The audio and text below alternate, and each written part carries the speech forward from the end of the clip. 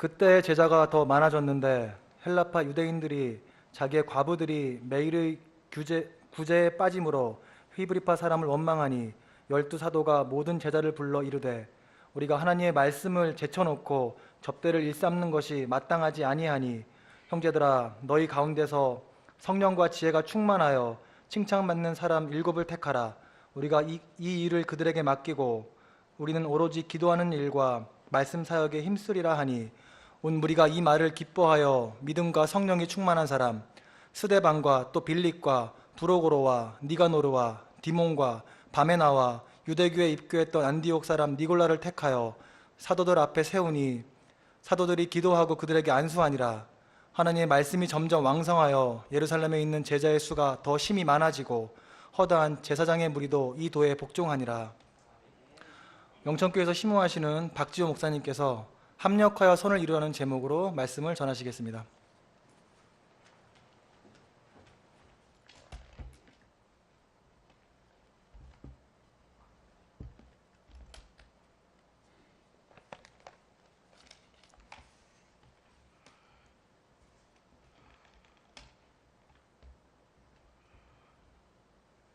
좀 내리겠습니다. 키가 작아갖고요. 많이 내려야 할 것 같아요. 반갑습니다. 영천교회에서 작년 9월 달에 동천교회에 있다가 심화하러 왔고 이게 부족한 자를 또 이렇게 지태성 목사님 통해서 또 이렇게 불러주신 은혜 정말 감사드리고 함께 말씀을 통해서 함께 은혜를 나누고자 합니다. 디모데 또 바울 선교회 헌신 예배인데 요즘 헌신 예배를 잘 안 드립니다. 잘 안 들립니다. 그럼에도 불구하고 여기 헌신 예배에 드리고자 하는 결단한 우리 디모데 바울 선교회 위에 말씀이 정말 심령 가운데 새겨지고 다시 한번 힘을 내어서 하나님의 사역에 귀하게 쓰임받는 우리 일꾼 모두 되어주셨으면 좋겠습니다. 자, 우리는 오순절 다락방 성령 이후 복음이 예루살렘과 유대에 어떻게 전해졌고 전해지는 과정 속에서 일어난 교회와 그의 팽창과 확장에 대해서 사도행전 1장부터 5장까지 잘 기록되어 있습니다. 또한 동시에 팽창과 확장, 긍정적인 것만 있는 것이 아니라 부정적인 것도 있습니다. 바로 뭐냐? 팽창과 함께 바로 외적인 핍박이 있었습니다. 그래서 베드로의 핍박이 공의 앞에 서는 내용이 있었고 두 번째로는 내부적인 박해도 있었죠. 분열이 있었습니다. 바로 아나니와 삽비라의 성령 하나님을 거스린 죄, 속인 죄. 그런데 거기서 끝나지 않습니다. 그 다음에 바로 이어서 또 다른 사도들의 핍박이 있죠. 감옥에 끌려갑니다. 천사에서 풀려나고 다시 복음을 증거하고 또 공의 앞에서 재판석에 서고 가말리엘이라는 사람을 통하여서 어떻게 됩니까? 변호로 인하여 거기서 다시 구출받는 그런 일련의 사건들이 복음의 확장과 팽창 가운데 함께 있었다는 것을 우리가 염두해 보셔야 됩니다. 그런 가운데 특별히 5장 마지막에 방금 말씀드렸던 교회의 두 번째 핍박이 있었을 가운데 사도들이 풀려났습니다. 풀려나서 했던 내용이 무엇인지 아십니까? 그들은요 능력을 받는 일을 기뻐하며 복음을 계속 성전이든지 집이든지 가서 전하였고 말씀을 가르치는 데 있어서 열심과 최선을 다했다는 겁니다. 내가 너희들이 풀어줄 텐데 말씀을 증거하면 너희들은 안 돼 라는 말을 분명히 들었음에도 불구하고 그들은 그 바리새인과 제사장과 서기관들의 말을 듣지 않고 복음을 증거했다는데 우리가 생각해 볼 필요가 있죠. 그렇게 해서 믿는 무리들이 많아졌습니다. 그런데요 많아짐에 따라 문제가 하나가 발생되었습니다. 분명히 사도행전 1장 8절에서 예수님께서 뭐라고 말씀하셨죠? 예루살렘과 온 유대와 사마리아 땅끝까지로 내 증인이 되리라. 가서 복음을 증거하라 라고 했음에도 불구하고 지금 예루살렘 교회에 너무나 많은 인구가 밀집되어 있었습니다. 120명, 3,000명, 5,000명, 약 10,000명이라는 사람이 그 한 곳에 집중되어 있음으로 말미암아 어떻게 해요? 일이 뻥 터져버린 겁니다. 어떻게 터졌습니까? 바로 오늘 본문에 기록된 과부에 관련된 내용입니다. 그러니까 음식을 먹어야 될 생계 유지할 그 어떤 것을 나누어줌에 있어서 차별이 발생한 거죠. 잘 보시기 바랍니다. 오늘 그 부분에 대한 문제를 어떻게 사도들이 해결해 나아가고 있는지를 오늘 살펴보게 될 것입니다. 자, 본문 6장 1절 상반절 보세요. 그때의 제자가 더 많아졌다라고 성경은 기록하고 있습니다. 자, 앞서 언급한 것처럼 제자가 많아진 것은요 환영한 일입니다. 하지만 두 가지의 문제가 있어요. 첫 번째, 방금 말씀드린 흩어지지 않음의 문제가 있었어요. 다음, 두 번째 문제가 있었습니다. 그건 뭡니까? 성도는 많아졌는데 교회의 조직과 체계가 그의 몸에 맞게끔 걸맞게 정비되어져야 함에도 불구하고 정비가 되지 않았어요. 그리고 많은 사람들이 있는데 인적 자원이 골고루 분배되지 아니함으로 말미암아 사도들에게 집중되어 있음으로 말미암아 어떻게 합니까? 문제가 터져버린 겁니다. 자, 오늘 제가 말씀드린 문제는 바로 두 번째에 관련된 문제로 제가 집중해서 말씀을 드리고자 합니다. 첫 번째, 흩어지지 않음에 관련된 문제는 사도행전 8장에서 잘 기록하고 있어요. 어떻게 하나님께서 교회를 흩으셨는지. 자, 당시 초대교회의 핵심 가치가 무엇이었습니까? 초대교회의 핵심 가치, 그들이 날마다 마음을 같이하여 모이기를 힘썼다. 그리고 모든 물건을 서로 통용하고 그들의 필요를 채워줌, 즉 그들의 하나 됨이 바로 초대교회의 핵심 가치였습니다. 이 모습은 예수님이 십자가의 고난을 받기 전에 대제사장적 기도하는 요한복음 17장에 내있던 기도에 대한 응답이에요. 주님께서 뭐라고 얘기했습니까? 우리가 하나 된 것 같이 그들도 하나 되기를 원합니다. 예수님이 잡히시기 전에 기도했던 모습이 바로 그거였어요. 그런데 성령이 임하자 그와 같은 아름다운 모습이 초대교회에 있었던 겁니다.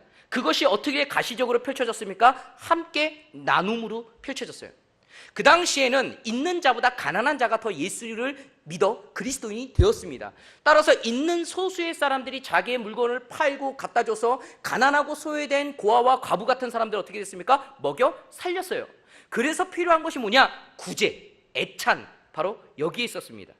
그런데 오늘 본문에서 이 구제에 대한 차별의 문제를 대놓고 있는 거죠. 그 구제의 대상은 누구였습니까? 과부였습니다. 신구약을 통해서 볼 때 가난한 사람들을 대표성을 띠는 것이 누굽니까? 고아와 과부와 나그네였습니다. 그래서 시편 68편 5절에 보면 하나님은 고아의 아버지이시며 과부의 재판장이시다 라고 이야기합니다. 그 뜻은 무슨 뜻입니까? 내가 그들을 보호해주고 내가 그들을 먹여주고 내가 그들을 지켜주겠다, 바로 그 말씀이죠. 그런데 하나님께서 직접 역사하시는가? 그러지 않습니다. 하나님은 항상 누구를 통해서? 사람을 통해서 역사하십니다. 있는 자를 통해서 없는 자를 돕게 만든다는 거죠. 능력이 있는 자에게 능력이 없는 사람을 섬기도록 해주는 게 바로 하나님의 법칙입니다. 이와 같은 아름다운 가르침을 초대교회 성도들도 따라 생계 유지가 어려운 과부를 대상으로 구제했습니다. 초대교회 과부는요, 두 부류의 과부가 있었어요. 첫 번째, 예루살렘을 태어났을 때부터 떠나지 아니었고 헬라어는 모르지만은 모국어 아람어를 할 수 있는 그런 히브리파 유대인들이 있었고, 또 한 부류가 있었습니다. 바로 디아스포라, 지중해 연안에 흩어져 있었던 유대인들이 있었어요. 그 유대인들은 경건한 사람이었습니다. 유대에는 3대 절기가 있었죠. 특별히 3대 절기, 유월절, 그죠? 초막절, 이와 같은 3대 절, 무교절, 그죠? 예, 장막절, 뭐 이와 같은 3개 절기에 어떻게 했습니까? 예루살렘으로 올라와서 섬깁니다. 그런데 그렇게 섬기다가 어떡합니까? 예루살렘에 정착한 사람들이 있었고, 또 한 부류는 이런 겁니다. 이런 거죠. 우리도 노년에 교회 근처에서 살고 싶은 사람들이 묻 있거든요. 저희 영촌교회 보면요, 86세 되신 권사님이 계십니다. 그분이 젊었을 때 꿈이 뭐냐? 교회에 가까운 데서 평생 살고 싶다. 그 꿈이었어요. 그런데 지금 사택 바로 옆에서 함께 살고 있습니다. 그분이 그 꿈을 이뤘어요. 자, 보십시오. 예루살렘에서 평생 지중해 연안에 살다가 노년에 부부가 이러는 거죠. 여보, 남편 또 아내에게 이러는 겁니다. 우리 마지막 노년을 예루살렘 성전 근처에서 마무리하는 게 어땠겠소? 그래서 둘이 합의해서 예루살렘 성전 근처에서 집을 짓고 삽니다. 그러나 예나 지금이나 누가 더 빨리 죽습니까? 남자가 더 빨리 죽습니다. 여기도 뭐 어르신들 보면 다 여성분들이 많으신데 남자가 더 빨리 가요. 마찬가지입니다. 그때에도 남자가 먼저 죽고 경건한 그런 부부 중에서 여자 홀로 남은 거죠. 그 사람이 누구냐? 헬라파 과부예요. 아마도 당연히 히브리파 과부와 헬라파 과부 중에서 누가 수적으로 더 많았겠습니까? 거기서 태어났던 사람, 히브리파 과부가 더 많았겠죠. 당연한 겁니다. 이러한 사람들을 구제하기 위해서 초대교회는 두 가지 프로그램을 제시했습니다. 하나, 매일 구제해 주는 것. 매일매일 하루 먹을 수 있는 양식을 제공해 주는 프로그램이 있고, 또 하나 프로그램 뭐냐? 일주일에 한 번씩 도와주는 그런 프로그램을 제공했어요. 그러나 오늘 본문에는 어떤 문제가 발생합니까? 6장 1절 말씀 보세요. 그때의 제자가 더 많아졌는데 헬라파 유대인들이 자기의 과부들이 어디 구제해요? 매일의 구제에 빠졌다, 이렇게 기록합니다. 즉 교회가 과부를 구제함에 있어서 헬라파 과부와 히브리파 과부 사이에 차별이 생겨서 지금 헬라파 유대인들이 불평과 불만을, 사도들의 잘못됨을 지금 지적하고 있는 모습을 오늘 보게 되는 거죠. 이것이 바로 뭐냐? 아나니아와 삽비라의 첫 번째 교회의 내적 분열, 다음에 일어난 두 번째 교회의 분열입니다. 이 구제 프로그램의 총괄 담당한 사람이 누구였습니까? 사도들이었습니다. 그래서 6장 1절에 보시면 그때의 제자들이 더 많아졌다라고 합니다. 그때는 도대체 언제일까? 그죠? 문맥상 살펴봐야 되겠죠? 6장 1절에 그때니까 그때는 5장 24절 그쪽으로 살펴보면 됩니다.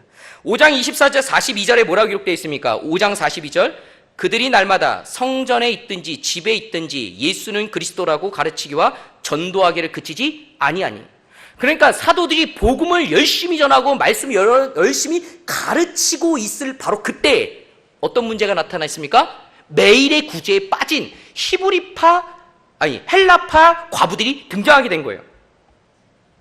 사도들은 그들이 감당하기 힘든 수의 수많은 성도들을 대상으로 교육과 전도를 감당하는 동시에 구제 프로그램을 총괄하고 있었습니다. 많은 업무와 급격하게 많아진 성도로 인하여 구제가 어디에 집중됐습니까? 히브리파 사람들에게 집중되어 버린 거죠. 반면에 매일 도와주는 헬라파 과부들은 제외되었던 겁니다. 물론 한두 번 제외되어졌다고 헬라파 과부들이 삐지거나 왜 우리는 안 줘요? 이런 말한 것이 아닙니다. 오늘 본문에 빠지다라는 단어가 중요한 건데 간과하다, 소홀히 하다 이런 뜻이 빠지다인데 이 빠지다라는 것은 미완료 과거 수동태인데 무슨 뜻이냐면 지속적으로 제외됐다는 거예요. 월요일날도 빠지고 화요일도 빠지고 수요일도 빠지고 목요일도 빠지니까 헬라파 과부들이 배가 고픈 거죠. 그래서 헬라파 남자 유대인들에게 불평을 한 거고 그들이 대표성을 띠고 사도들에게 온 겁니다. 이들도 어떻게 얻은 구제인데 그래 나보다 더 힘든 사람이 있으니까 내가 빠졌겠지. 오늘은 그렇게 이해해요. 다음 날도 이해해요. 3일째도 이해해요. 그런데 4일 되고 5일 되니까 이해하지 못한 거죠. 왜요? 배가 고프니까. 지금 그런 일이 발생하고 있었습니다. 그래서 불평한 거죠. 이러한 불평은 자연스러운 것이었지만 사탄은 이 자연스럽고 합법적인 이 불평조차도 사탄은요 악하게 이용합니다. 어떻게 이용합니까? 아나니아와 삽비라에게 사탄이 들어간 것처럼 이것을 인해서 교회를 분열시키고자 원했죠. 사도들에게 이와 같은 지적을 하자. 근데 놀랍게도 사도들의 반응이 굉장히 우리에게 가슴을 칩니다. 뭐라 얘기합니까? 그 사도들은 자신의 잘못을 즉각 인정해버려요. 그래? 미안하다. 내가 잘못했다. 이러는 거예요. 사도들의 잘못의 인정은 단순히 내부적 분열의 해결에 끝나지 않고 그것을 악하게 이용하고자 하는 사탄의 계획을 물거품으로 돌아가게 하는 그런 내용이었습니다. 사탄의 역사를 깨는 유일한 방법은 뭡니까? 회개, 사람 앞에 잘못했다 인정하는 겁니다. 6장 2절 보시면 우리가 하나님의 말씀을 제쳐놓고 접대를 일삼는 것이 마땅하지 아니하니 이렇게 기록합니다. 즉 사도들은 신자가 많아서 말씀을 가르치고 전하는 사역을 오히려 소홀히 했어요. 왜 소홀히 했습니까? 구제하는 데 바빠서. 결국은 그들이 해야 할 것은 말씀 사역과 구제 두 가지였는데 이 두 가지 감당하지 못할 정도의 많은 업무가 사도들에게 있었던 거예요. 그럼에도 불구하고 사도들은 다른 사람을 세워서 함께 일하려고 하지 아니하고 어떻게 했습니까? 자기들이 다 움켜쥐고 그 일을 해 나가려다가 불균형이라는 것이 일어난 겁니다. 그래서 6장 3절에 보면 그래서 사도들이 어떻게 합니까? 반드시 해야 할 말씀 사역에 집중하기 위해서 사도들은 헬라파 유대인들의 불평을 그대로 받아들입니다. 그래서 구제 업무를 감당할 사람을 그러면 너희들이 선출하라 이렇게 제안을 하죠. 단 기준이 있다. 6장 3절 보면 너희 가운데서 성령과 지혜가 충만하여 칭찬받는 사람 7명을 택해라 이런 말을 합니다. 특별히 어디에서요? 너희 가운데서. 이 말씀은 굉장히 중요한 겁니다. 외부에서 잘나고 실력 있고 그런 사람을 영입하라고 하지 않습니다. 너희 가운데서. 왜 그렇습니까? 지금 현재의 교회의 형편과 사정을 누구보다 잘 아는 사람은 내부에 있는 사람이에요. 근데 오늘날 교회는 문제를 해결하려면 어디서 끄집어요? 밖에서 전문인들을 끄집어내려고 해요. 그러니까 교회가 더 분열이 일어나는 거예요. 항상 안에서 끄집어내야 됩니다. 그래서 그 안에 있는 사람들 중에서 성령과 지혜가 충만해야 돼요. 왜요? 하나님의 뜻에 따라 차별 없이 지혜롭게 나누어 줄 사람이 필요했기 때문입니다. 칭찬받는 사람 굉장히 중요한 겁니다. 왜요? 하나님의 말씀을 이론으로만 알고 있는 것이 아니라 나 혼자만 하나님의 말씀을 가지고 있는 것이 아니라 칭찬이라는 것은 가시적인 무언가 결과물이 있을 때 사람들에게 칭찬하지 않습니까? 즉, 이 선택받은 7명의 사람은 하나님의 사람으로서 받은 말씀대로 삶 속에서 실천하여서 또 다른 누군가에게 유익을 끼쳤던 사람이었다는 것 사실이죠. 그래서 7명이 선출하는데 그 중에 6명은 누굽니까? 헬라파 사람들이었고 두 번째 마지막으로 7번째 사람만 히브리 사람이었어요. 아니 이방인이었습니다. 그러니까 그 안에는 히브리 사람이 없었어요. 왜요? 지금 헬라파 과부가 힘들어하고 있거든요. 그러니까 그 헬라파 과부를 도와줄 사람은 누굽니까? 헬라파 유대인이어야 돼요. 그래서 어떻게 합니까? 6명은 헬라파 유대인을 선택하고 나머지 1명은 이방인을 선출한 거예요. 중요한 것은 히브리의 사람들 중에서 어느 누구도 이 7명 중에서 한 사람도 이 사람은 결격사위야 이런 말을 하지 않았다는 겁니다. 자기네 편 히브리 사람의 7명 중에 1명이 들어가야 되는데 이와 같은 생각을 그들은 하지 않았고 박수를 쳐줬어요. 왜요? 그들은 칭찬받는 사람이었어요. 그러니까 그들의 삶 가운데 선택받은 7명성은 하나님의 말씀의 뜻에 따라 성령이 충만한 사람으로 히브리파 사람이든 헬라파 사람이든 모든 사람들에게 어떻게 합니까? 인정받았던 사람임을 우리는 알 수가 있습니다. 자, 여기까지 함으로 말미암아 이제는 사도들은 기도와 말씀 사역에 집중하게 됐고 나머지 7사람들이 구제 업무, 행정적인 업무를 맡아서 행함으로 말미암아 균형 잡힌 이제 드디어 조직 체계가 잡았고 어떠한 사람도 외롭다, 소홀감, 나는 어떻게 배가 고픈데 이런 생각을 갖지 않게끔 교회가 만들어졌습니다. 여기까지가 오늘 본문 말씀인데요. 이 중에서 제가 말씀 4가지를 좀 말씀드리고자 합니다. 첫 번째, 주님께서 원하는 사람은요, 지금 헌신 예배 드리고자 하는데 헌신자를 원하지 않습니다. 하나님이 원하는 사람은 누구냐? 제자입니다. 본문 6장 1절에 보면 그때에 제자가 더 많아졌다 이렇게 기록합니다. 자, 6장 1절 전까지 제자에 해당되는 사람은요 12사도밖에 없었어요. 아셨습니까? 120명의 무릎 꿇고 기도한 사람들에게 제자란 말 안 썼습니다. 3,000명이 회개했을 때 그 사람들을 제자라고 하지 않았고 5,000명이 회개했을 때에도 제자라고 하지 않았습니다. 그들 모두 뭐라고 성경에 기록되어 있느냐? 믿는 자, 즉 신자라고 기록되어 있어요. 그렇다면 언제부터 제자로서 명명되었습니까? 오늘 본문 그때에 6장 1절에 그때에 그 약 10,000명의 사람들이 뭘로 평가받았습니까? 제자라는 호칭을 명명받았다는 것이죠. 그때는 언제입니까? 앞서 말씀드린 것처럼 사도행전 5장 42절 말씀, 제자들의 전한 복음, 말씀의 가르침을 자기 것으로 습득하고 있었을 바로 그때가 제자라 칭함받았죠. 하지만은 거기서 끝나지 않습니다. 그런 사람을 우린 제자라고 하지 않습니다. 이론이 박식하다고 해서 제자라고 하지 않습니다. 자, 보십시오. 5장 12절부터 41절 말씀에 보면 사도들이 옥에 갇히고 재판정에 서고 채찍에 맞고 능욕을 받는 상황을 기록하고 있어요. 결국 그때란 복음이 전파되면서 시작된 외적인 박해와 아나니와 삽비라와 같이 내적인 분열을 경험한 동시에 하나님의 말씀을 가르침을 받았을 바로 그때를 의미하는 겁니다. 교회는 핍박받으면 받을수록 하나님의 역사는 더욱 강력히 일어났고 복음 전도자들은 핍박자를 두려워하는 것이 아니라 오히려 더 담대하게 복음을 전했습니다. 바로 그와 같은 상황을 체험한 사람들이 바로 누굽니까? 제자라는 것이죠. 쉽게 말하면 산전수전 다 겪은 사람입니다. 제자는 뭡니까? 이론만 갖고 있는 것이 아니라 핍박과 고난 가운데서도 체험한 사람, 능히 이겨낸 사람, 그 사람이 누굽니까? 제자라는 거예요. 그래서 뭐라고 얘기해요? 그때에 제자가 더 많아졌다 이렇게 기록합니다. 아십니까? 3,000명, 5,000명이 회개할 때에는요 성경에 뭐라고 기록되어 있는지 아십니까? 그때는 단순하게 뭐라고 기록되어 있어요? 믿는 신자들이 더 많아졌다 이렇게 기록하고 있어요. 그러나 굳이 오늘 6장 1절에서만 그때에 제자가 더 많아졌다 이렇게 기록하고 있습니다. 제자는 단순히 헌신의 차원이 아니라 핍박과 고난, 죽음 가운데서도 주님의 말씀을 따라 자신의 모든 것을 내던지는 사람이 제자입니다. 에스더의 죽으면 죽으리라가 성경에 기록된 말씀, 단순히 이론, 거기서 끝나는 게 제자가 아닙니다. 제자는 삶 속에서 그와 같은 모습을 실천하는 사람이 제자입니다.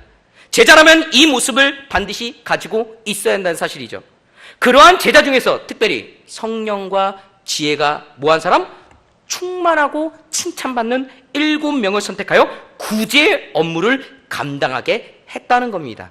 그런데 아십니까?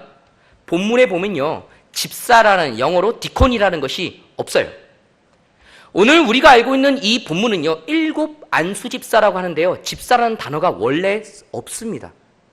원어 성경에도요, 집사라는 단어가 없어요. 예. 이해가셨습니까? 사도행전 21장 8절에 보면요, 이런 말씀이 있어요. 7 집사 중 하나인 전도자 빌립. 그렇다면 7명이 7 안수집사가 아니냐라고 할 수가 있으나 찾아보니까 원어로서 집사라는 디아코노스라는 단어가 없어요. 영어 성경에 뭐로 되어 있냐면 one of the seven, 7명 중에 한 사람 빌립, 이렇게 기록되어 있다는 거예요. 이해가셨습니까? 그렇다면 엄밀히 말씀드리면 이 7명은 누굽니까? 집사가 아니라는 거예요. 성령과 지혜가 충만하여 칭찬받는 7 제자입니다. 이해가셨습니까? 왜요? 너희 가운데에서 7명을 선택하라. 그런데 너희들은 누구예요? 제자들이라고 6장 1절에 기록하고 있거든요. 이해가셨습니까? 이 7사람은요, 예수님의 제자였던 겁니다.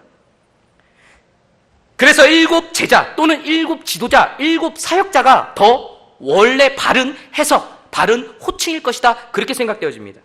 오늘 헌신 예배로 드리는 성도 여러분, 헌신이 뭡니까?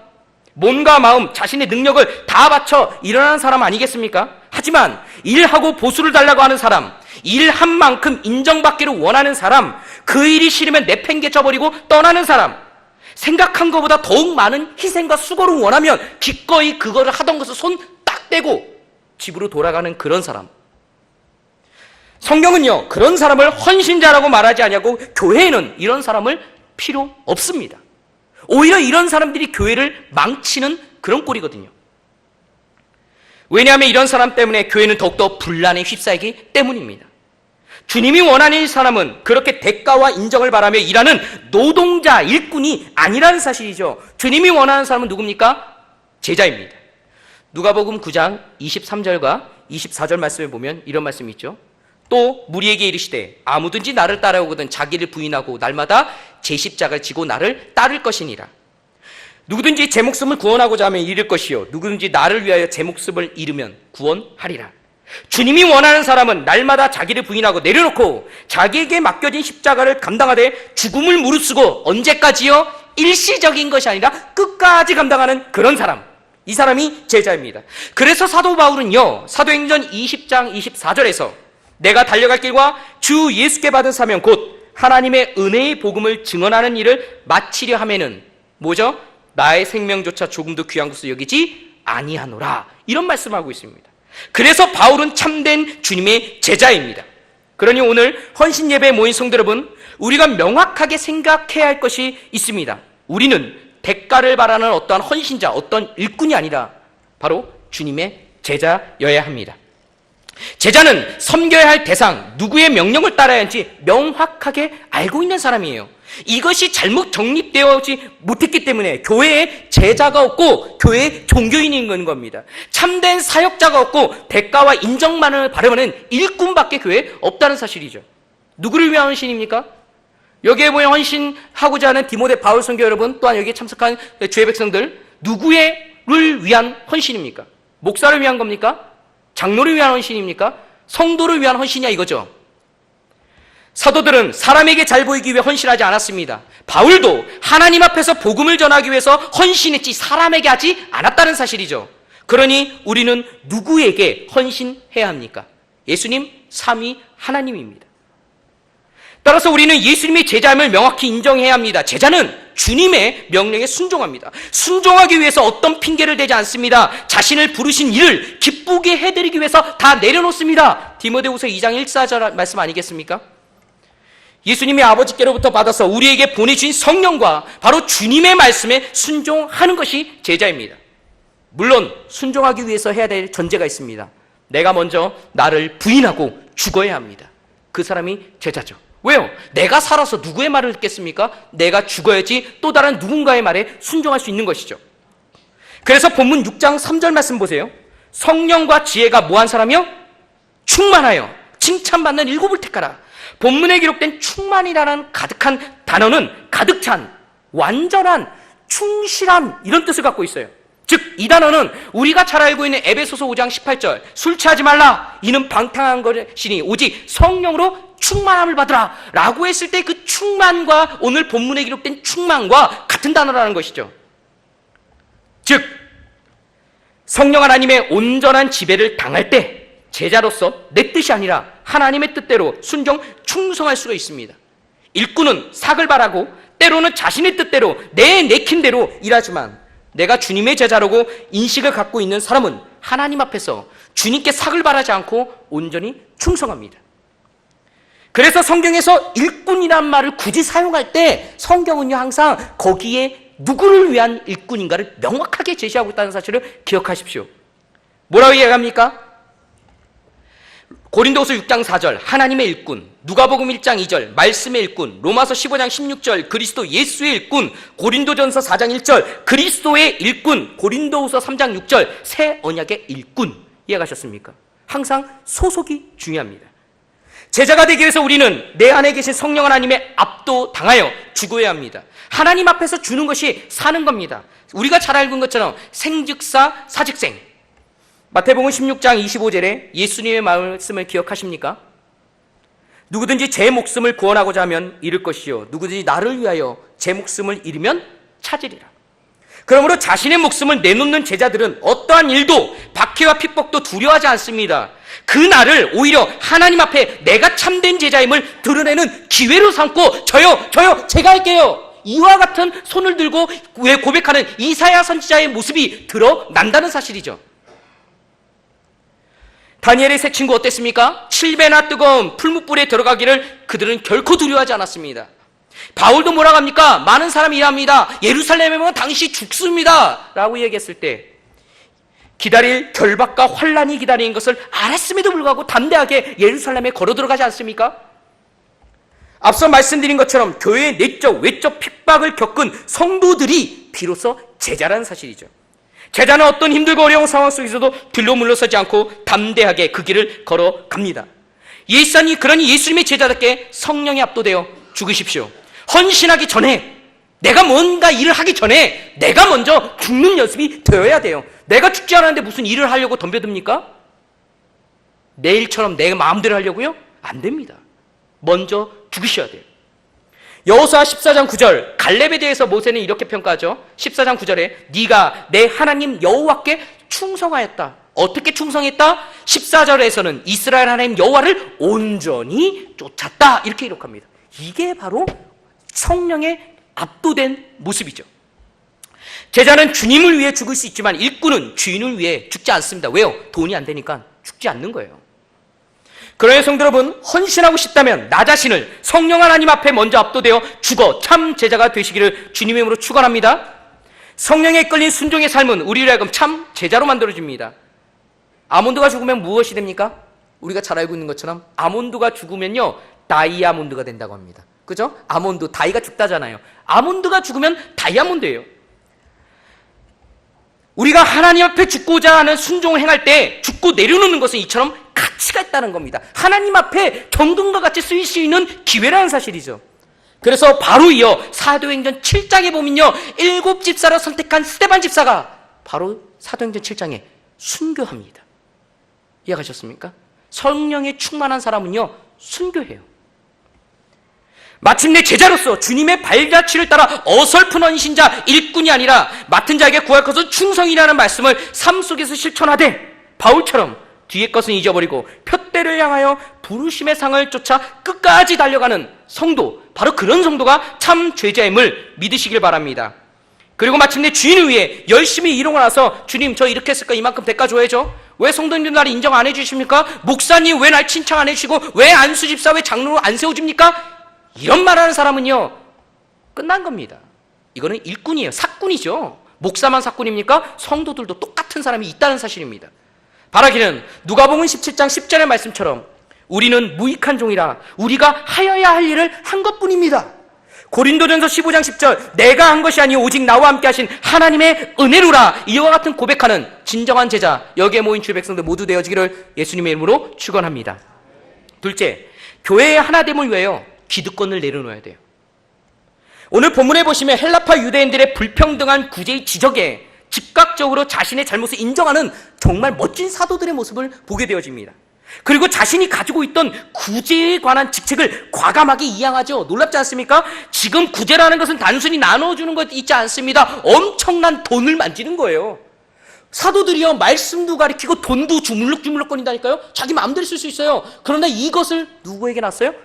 7 집사에게 확 그냥 줘버린 거예요. 오늘날 이러한 막강 권력을 가진 좀 말하긴 좀 그렇지만은 목사와 장로가 있다면 어떻게 이럴 수 있겠습니까? 헬라파 유대인들의 불평은 지극히 성경적이며 합당한 것이지만 악한 목사나 장로, 기득권을 가지고 있는 사람의 입장에서 보면요, 엄청난 도전입니다. 도전이죠. 하지만 사도들은 예수님의 제자였습니다. 사도들은 예수님께서 교회의 하나됨을 얼마나 간절히 원했는지 그들은 알고 있었어요. 왜요? 겟세마네 동산에서 무릎 꿇고 기도했던 그 모습을 제자들은 기억하고 있었거든요. 우리가 하나 된 것 같이 그들도 하나가 되게 하소서. 그래서 사도들은 자신이 가지고 있는 구제의 역할을 택함 받은 7명에게 안수기도에 내어줍니다. 그렇게 7명이 선택받았죠. 6명이 헬라파 사람, 1명이 이방인. 또한 여기에 앞서 말씀드렸죠. 히브리파 유대인들은 자신들의 이득을 챙기지 않고 그 7명을 선출함에 있어서 기꺼이 동참했고 그들을 받아주었습니다. 왜요? 교회의 하나됨을 위한 것이었죠. 이렇게 된 결과 어땠습니까? 멋진 일이 일어났습니다. 사도들이 기득권을 딱 내고 히브리파 사람이 다수이지만은 소수를 위하여 헬라파 사람들이 많이 선택됨에도 불구하고 박수치고 내어준 결과 7절 말씀 어떻게 합니까? 교회는 더욱 부흥되고 팽창됐고 제사장들까지도 예수 그리스도의 도를 믿었다라고 성경은 기록하고 있습니다. 기득권을 포기할 때 놀라운 결과를 맞이합니다. 한 가지 더 눈여겨볼 것이 있습니다. 사도들이 자신이 직접 자신에게 속한 사람, 자신의 말을 잘 듣는 사람을 스스로 선택하지 않았습니다. 그 선택을 성도들 스스로 뽑도록 만들었다는 것이죠. 자신들은 철저하게 물질로부터 떨어져 말씀과 기도의 사역을 감당했다는 의지와 성도들에 대한 믿음이 사도들에게 있었습니다. 철저하게 물질에 관한 기득권, 자신의 사람을 세워 어떤 세력을 유지하고 싶은 그 어떤 것조차도 사도들은요 다 포기했다는 것이죠. 왜요? 교회의 하나됨을 위해서였습니다. 성도들을 보살피기 위해서, 교회를 살리기 위해서 자신이 가지고 있던 것을 내려놓았다는 것이죠. 그래서 마땅히 누려야 되는 기득권을 포기하고 성도들이 선택한 7명의 제자들을 믿고 안수하여 모든 것을 위임했다는 겁니다. 그렇게 해서 소외된 형제를 위로하여 함께 교회를 살려보자는 그런 뜻이죠. 말하기는 여기에 주의 사역들 하는 어떠한 기득권이라고 하는 뭔가 힘 있는 그런 위치에 있는 성도 있습니까? 내가 할 수 없는 감당하기 버거운 것이 있다면요 내려놓으십시오. 그거를 붙잡고 있음으로 알미암아 또 다른 누군가가 헌신하는 길에 막지 마시고 교회의 하나됨을 해치지 않냐는 여기에 모인 주의 백성들, 정말 그와 같은 위치에 있는 성도들 되어지기를 원합니다. 하지만 성도 여러분, 오늘날 교회가 어떻게 했습니까? 그렇게 사회처럼 바뀌어버린 게 현실이에요. 기득권을 가진 사람들이 놓지 않습니다. 자신이 맡겨진 직분과 직임을 충성스럽게 잘 하지도 못하면서 맡고 있죠. 웃기지 않습니까? 교회가 자기 겁니까? 세상에서 인정받지 못하고 누릴 수 없으니 교회에서만큼만 누리고 싶습니까? 인정받고 싶습니까? 얼마나 못났으면 교회에서 인정받기로자 그렇게 기득권을 행사하겠습니까? 참 가슴이 아픈 일이죠. 가당치도 않습니다. 교회는 누구 겁니까? 누구 거죠? 하나님 겁니다. 사도행전 20장 28절의 말씀처럼 주님의 피값으로 사신 교회가 바로 우리가 섬기고 있는 교회라는 것이죠. 때문에 자신이 영향되지 못해 주님을 위하여, 교회의 하나님을 위하여 본문에서 같이 사도들과 같이 멋지게 기득권을 내어놓고 또 다른 누군가를 세워주는 놀라운 모습이 어디에 있어야 됩니까? 여기에 춘천교회에 있어야 될 줄 믿습니다. 그리고 뭐 해야 돼요? 맡겨줬으면 온전히 맡겨줘야죠. 뒤에서 이러쿵저러쿵 말하지 마시고, 부족하면 기도해 주시고, 부족하면 또 다른 협력할 사람을 도와줘서 함께하도록 해줘야죠. 끝까지 못 놓고 붙잡고 있는 안타까운 사람들이 있습니다. 바라기는 바울이 에베소서 4장 3절에서 평안에 매는 줄로 성령이 하나 되게 하신 것을 힘써 지키라고 하신 것처럼 주님을 위하여, 하나님 나라를 위하여, 교회의 화평과 하나됨을 위하여 자신이 감당하고 있는 직분, 또한 어떠한 것들임에도 불구하고 다 내려놓고 합력하여서 선을 이루는데 열심을 다하는 우리 춘천교회, 그래서 멋지게 부흥발전하는 우리 교회 되어지기를 원합니다. 자, 셋째, 그래서 합력하여 선을 이루어야 됩니다. 이렇게 해서 사도들과 7명의 사역자들은 함께 일을 해서 교회를 세우게 되죠. 결과적으로 6장 6절과 7절 말씀에 보면요, 모두가 기뻐했고 교회는 더욱 부흥, 확장되어 심지어 제사장까지 그리스도인이 되었음을 보여줍니다. 서로 합력하여 각자의 직분과 직음을 하나님 앞에서 성령 하나님의 도우시는 힘과 지혜, 주신 달란트를 사용한 결과 이렇다는 거예요. 성령 하나님께 압도되어 함께 주의 사역을 하니 아름다운 결과가 도출될 수밖에 없는 거죠. 결코 나 혼자가 아닌 함께하기를 주저하지 않았습니다. 함께 합력하여 하나님께 영광 돌리기를 원했다는 것이죠. 오늘날 우리 몇몇 악한 일꾼처럼 모든 영광은 나에게로, 나만 칭찬해 주세요, 저 혼자 했습니다, 이렇게 말하는 사람들이 있죠. 그러니 우리들도 어떻게 해야 합니까? 함께 하나님의 일을 해야 합니다. 이것은 내 일이야, 나 혼자 해야 해, 나만 할 수 있어 라고 생각하고 독단적으로 행하는 일이 없어야 합니다. 이러한 행동은 다른 사람이 함께 하려고 들어올 수 있는 문, 길을 닫는 행위입니다. 반면에 어떤 분이 주님의 사역에 앞장서서 일한다고 한다면 그 일을 내가 어떻게 협력해야 할까 생각하고 적극적으로 손을 내밀어야 합니다. 그렇지 않습니까? 예전에는 그랬죠. 하지만 오늘날 어떻게 합니까? 누가 이 일 안 하지? 이런 생각을 해요. 누가 총대 안 매지? 이런 생각을 합니다. 누군가가 하나님께 헌신하고자 하는 마음으로 손을 딱 들고 그 일 제가 하겠습니다 라고 하면 그래 너 혼자 해봐 하고 다 등 돌아서 버려요. 하나님의 그렇게 하는 겁니까? 그렇게 하는 것 아니잖아요. 결코 아닙니다. 로마서 8장 29절 우리가 알거니와 하나님을 사랑하는 자 곧 그의 뜻대로 부르심을 입은 자에게는 모든 것이 합력하여 선을 이루나. 바로 이 말씀, 이 말씀을 성실하게 수행함으로 혼자서 할 수 없는 것은 둘이 함으로 할 수 있고 형제가 넘어질 때 일으켜 세워주는 그와 같은 모습이 어디에 일어나야 됩니까? 우리 교회 안에서 이루어 나아가야 돼요.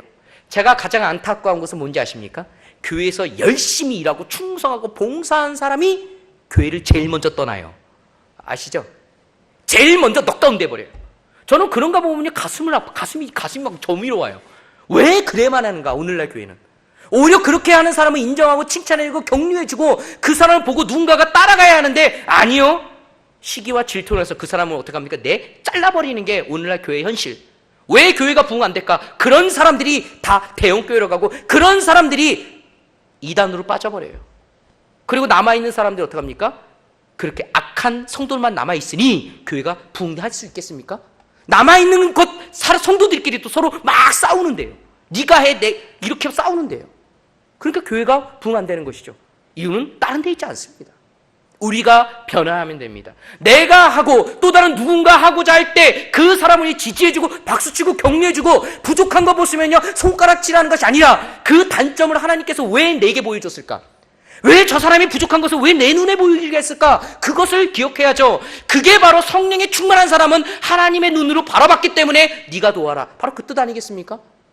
물질이 필요하면 물질로 돕고 기도가 필요하면 기도로 돕고 차량 운행이 필요하면 차량 운행을 돕는 모습이 우리 교회의 모습이어야 된다는 그 사실이죠. 이와 같은 멋진 모습 우리 디모데 바울 선교회 특별히 회복되어지기를 주님의 이름으로 축원합니다. 자, 마지막입니다. 교회의 직분은 다 하나님에서 똑같습니다. 다 똑같아요. 자, 굳이 하는 일과 기도와 말씀 사역하는 일 뭐가 중요하죠?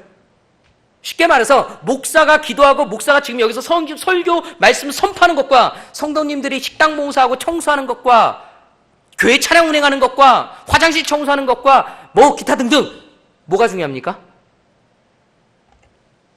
구제는 육적인 일이기 때문에 하찮고 덜 중요하고 기도와 말씀은 영적 일이기에 존귀하다고 생각합니까? 성경은 뭐라고 말할까요? 오늘 본문 6장 1절 말씀 보세요. 사도행전의 저자는 누가는 구제라는 단어가 있죠. 이 구제라는 단어를 뭘로 쓴지 아십니까? 원어로 디아코니아 이런 단어를 써요. 디아코니아가 구제예요.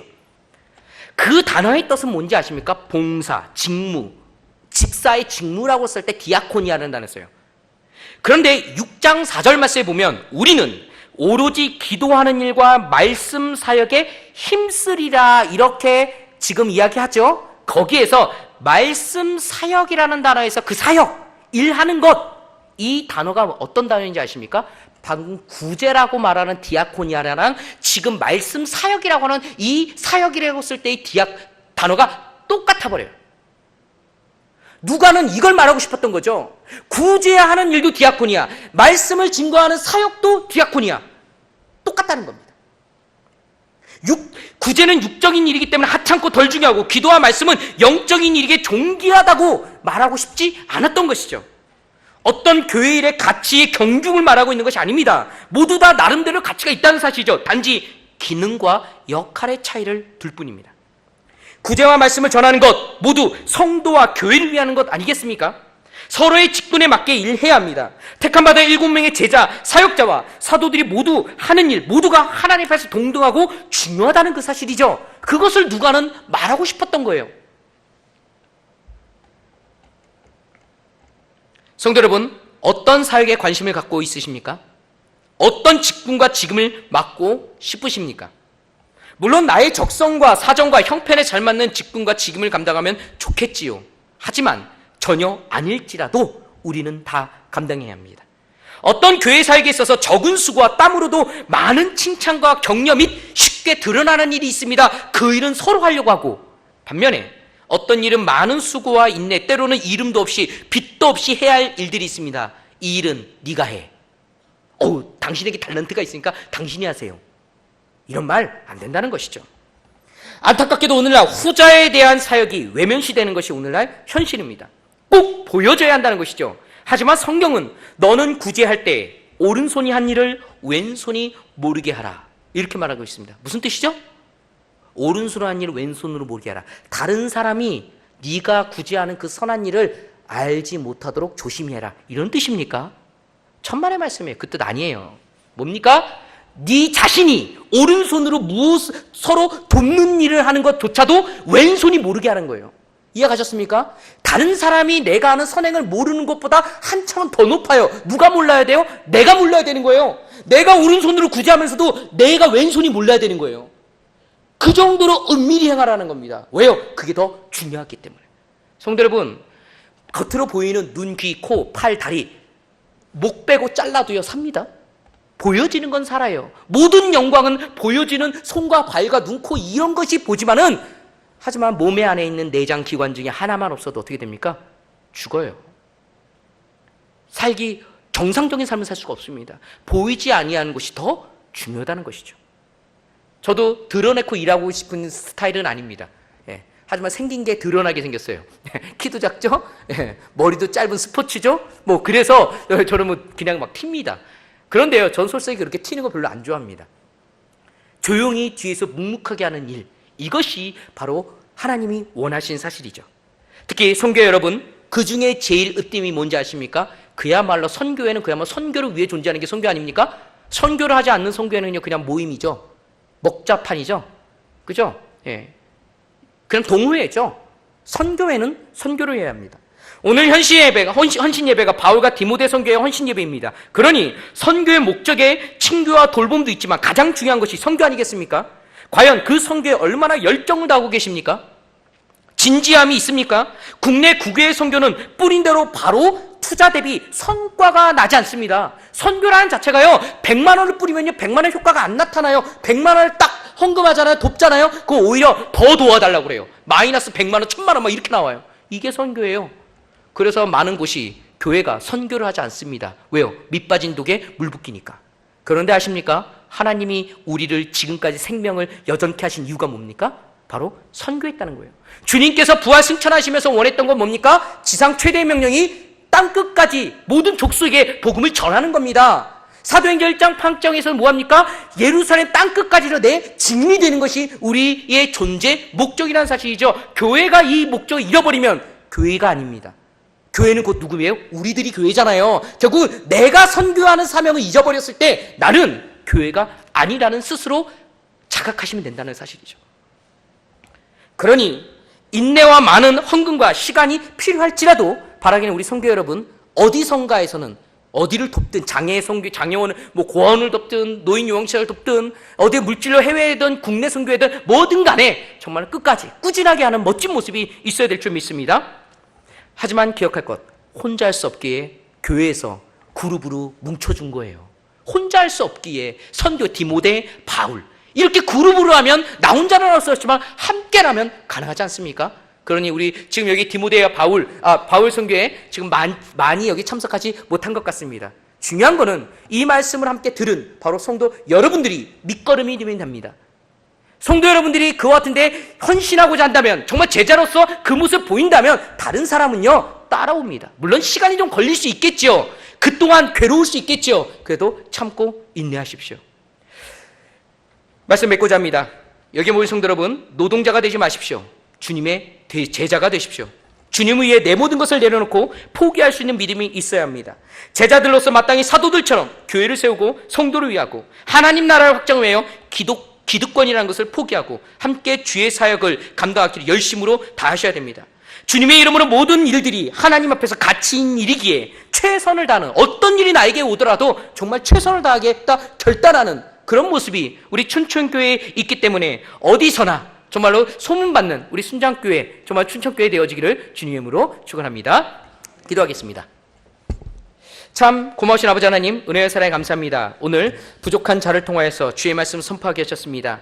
정말로 마땅히 우리가 헌신하기 전에 제자로서 정말 나를 말씀으로 쳐 복종케 하고 내 안에서 움직이시기 원하시는 착한 일을 시작하시되 주님 오실 때까지 시작하시는 그 성령의 음성에 우리가 복종해야 할 터인데 그러지 못하고 하나님의 일을 하려고 먼저 움직였음을 이 시간 고백합니다. 그러므로 말미암아 하나님의 교회를 세우는 것보다는 오히려 망치는, 방해하는 그런, 또한 하나님 대가를 원하는 그런 하나님 사꾼처럼 일을 했습니다. 주여 용서하여 주십시고 이제는 주여 성령 하나님 앞에 무릎 꿇고 말씀에 복종하여서 정말로 주님의 참다운 제자다운 모습으로 끝까지 어떠한 일이든 간에 협력하게 하시고 그렇게 충성하기 때문에 마땅히 이 땅 위에서 소망, 칭찬을, 격려 이것을 바라는 것이 아니라 마침내 다시 오실 예수 그리스도 앞에 칭찬과 격려 받기 위해서 열심과 최선을 다하는, 그리고 마지막 때에 정말 12 장로들이 면류관을 주님 앞에 다시 드렸던 것처럼 우리 또한 정말 무익한 종이 주님의 능력으로 말미암아 행했다라는 고백을 하나님 앞에 할 수 있는 멋진 주님의 제자들, 여기에 모인 주 백성들 모두 될 수 있도록 주님